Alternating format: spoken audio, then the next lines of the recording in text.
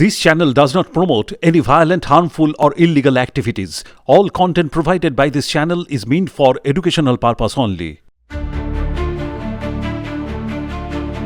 শামসেরগঞ্জের জাফরাবাদে মৃতদের বাড়িতে গিয়ে দেখা করে সমবেদনা জানালেন রাজ্যপাল সিভি আনন্দ বোস। শনিবার সকাল 10:30 নাগাদ ফারাক্কার গঙ্গা ভবন থেকে বেরিয়ে তিনি শামসেরগঞ্জে যান।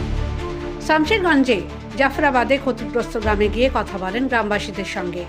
নিহত হরগোবিন্দ দাস ও তার ছেলে চন্দন দাসের বাড়িতে গিয়ে পরিবারের সঙ্গে দেখা করেন। রাজ্যপালকে দেখেই কান্নায় ভেঙে পড়েন একই সঙ্গে দুই প্রিয়জনকে হারিয়ে ফেলা শোকার্ত পরিবার।